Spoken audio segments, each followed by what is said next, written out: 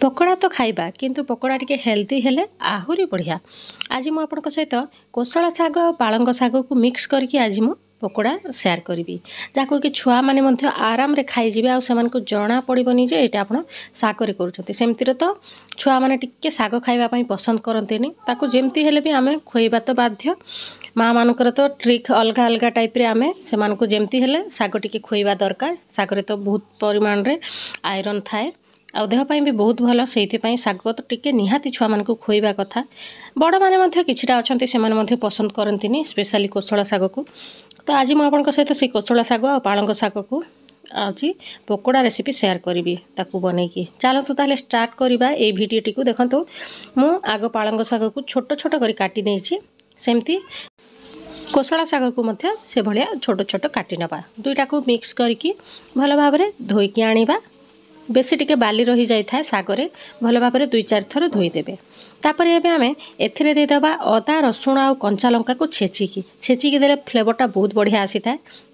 एबे आमे एथिरे स्वाद अनुसार लुण दे दबा। साग को टिके देखिकी लुण देबे। लुण दबा समय टिके ध्यान देबे कहीं ना साग टिके सॉफ्ट हो जाए सेति पई लुण टिके अधिका लागी जाए। तापर एबे आमे गोटे गिना खंडे जतिके परिमाण रे आपण करबा पई चाहूथिबे सेतिकी देई देबे बेसन। तापर 2 चमच खंडे चाउल गुंड देई दबा। पूरा क्रिस्पी हेई थाए पकुड़ी रे। आपण जे कोनोसी प्रकार पकुड़ी जदि करूथिबे ताहले चाउल गुंड 2 चमच निहाती पकेबे। तापर एबे आमे अल्प टिके भृसंग पत्र देई दबा। बढ़िया सुंदर बासना आसी थाए भृसंग पत्र देले। तापर एबे आमे अल्प टिके धनिया पत्र मध्य देई दबा। पूरा ग्रीन ग्रीन पकोड़ा आमे जेहेतु बनाउछे आग प्रथमे साग सहित बेसन को हाथ रे आग चकटी नबा। सागरे टिके पानी अंशटा बेसी थाए आउ आमे धोईकी भी रखीछु सेति पई प्रथमे आग हाथ रे बिना पानी देईकी प्रथमे आमे चकटी नबा। तापरे दरकार हेले अल्प अल्प करिकी पानी दबा नहले पूरा पानिया ही जीव आउ पकोड़ा आमे जे भलिया बनेबा पई चाहतु से भलिया हबनी। एबे देखंतु मिक्स हेई सारलानी। एबे अल्प अल्प पानी देई देईकी याकू चकटी नबा। सांग माने याकू बनेबा देखंतु बहुत सहज। निहाते आपण थरे ट्राई करंतु देखिए बहुत बढ़िया लगे आ समस्त पसंद भी करिकी खाइबे। देखंतु बढ़िया भाव में आमे याकू चकटी सारीचे ए भलिया तार कंसिस्टेंसीटा हबो। बेसी पानिया करि देबेनी काहेकि ना साग को जेहेतु आमे लुण पकईछे टिके छाड़ी देले मध्य पानीटा पळी आसी थाए सेति पई बेसी देबेनी। आपण चाहिले एथिरे कटा पियाज मध्य देई पारिबे। मु आ पियाज दउनी। अदा रसुण आ कंचा लंकार छेचा ही देइछि। तापर तेल भल भाव में गरम हो सारला परे एबे आमे पकोड़ा छाणीबा। छोट बड़ आपण निज मन पसंद अनुसार पकोड़ा करिवे। तळपटे टिके भल भाव में भाजी हो गले उल्टे देबे धीरे धीरे।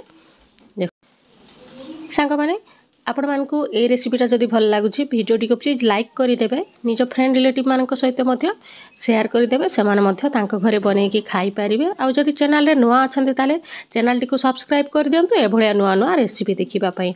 आ जो बेल आइकनटा अछि ताकू मध्य दबाई दियंतु जहा द्वारा कि मु नुआ वीडियो छाड़ले संगे संगे आपण नोटिफिकेशन टा पाई पारिबे। आपण माने देखि पारुथिबे टिके धीरे धीरे नाली हवा पई बसिलाणी। एमती नाली हेले जानि जिवे जे पकोड़ाटा पूरा रेडी हेई गला। एबे आमे याकू छाणी नबा। तेल भल भाव में निगाड़िकी छाणीबा। याकू आपण सॉस सहित भी खाई पारिबे किंबा टमाटो चटणी सहित भी खाई पारिबे, ग्रीन चटणी सहित भी खाई पारिबे। सबुथिरे एटा फिट। आपण को गोटे पकोड़ा को भांगिकी देखौछि। देखंतु केते बढ़िया भाव में सिझिछि आउ पूरा भरी हेकी साग रहिछि। आपण गोटे थर निहाते ट्राई करिवे देखिबे बहुत ही बढ़िया लागिवो। भिडियोटी को शेष पर्यंत देखिथिबारु बहुत बहुत धन्यवाद।